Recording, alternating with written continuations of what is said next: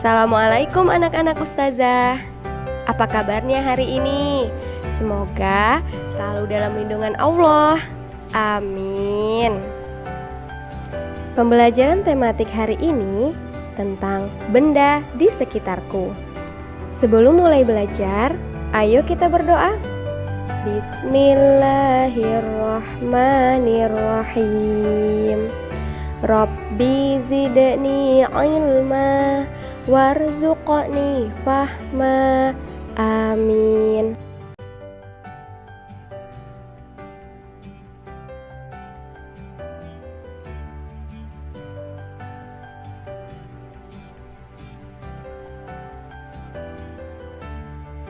Kertas di sekitar kita. Banyak benda yang terbuat dari kertas, seperti buku tulis yang biasa digunakan. Contoh lainnya, tisu, kardus, dan koran juga terbuat dari kertas. Kayu adalah bahan dasar untuk membuat kertas. Pembuatan kertas dilakukan secara bertahap di pabrik. Kayu-kayu besar dipotong hingga sebesar korek api. Setelah itu, kayu dipanaskan hingga menjadi bahan lunak seperti bubur. Bubur inilah yang disebut bubur kertas atau pulp. Proses selanjutnya, pulp diberi pewarna dan disaring hingga kandungan airnya habis.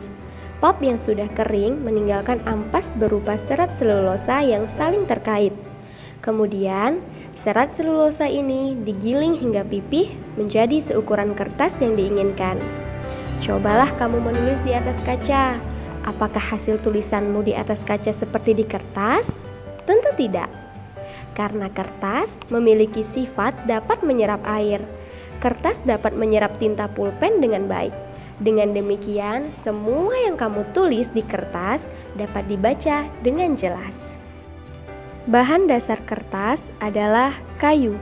Kayu berasal dari pohon. Perhatikan pohon-pohon yang dapat digunakan sebagai bahan dasar kertas.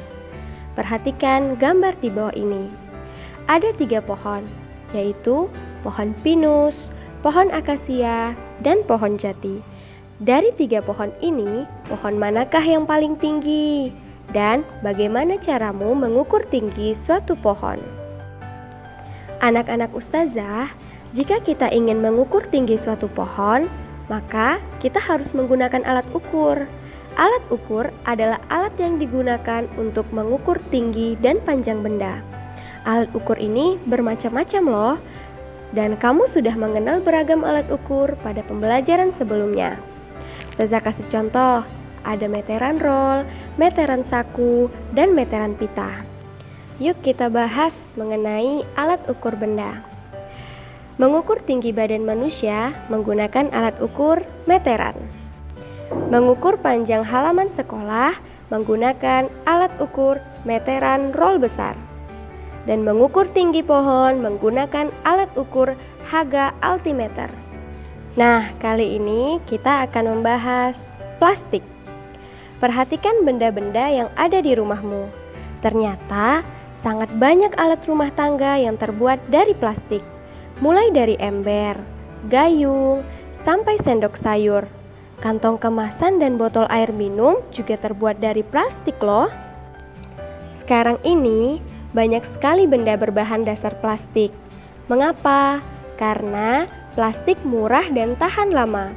Bahan dari plastik tidak dapat menyerap air atau tidak tembus air. Plastik pun mudah dibentuk dan ringan. Oleh karena itu, plastik dapat dibuat menjadi berbagai benda. Plastik memberikan banyak manfaat, akan tetapi plastik juga dapat menimbulkan masalah. Plastik membutuhkan waktu yang lama untuk terurai secara alami, sekitar puluhan bahkan ratusan tahun. Untuk mengurangi sampah plastik dapat dilakukan dengan 3 cara. Yang pertama, reduce. Reduce ini adalah mengurangi penggunaan sampah plastik. Contohnya, ketika berbelanja sebaiknya membawa tas belanja sendiri. Yang kedua, reuse. Reuse adalah memanfaatkan kembali sampah plastik.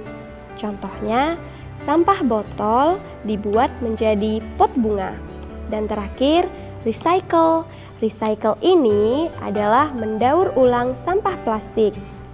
Sampah plastik diolah menjadi barang baru yang dapat dimanfaatkan lagi.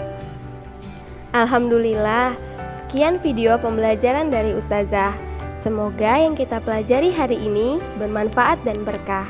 Yuk baca hamdalah. Alhamdulillahirabbil alamin. Dan doa penutup majelis.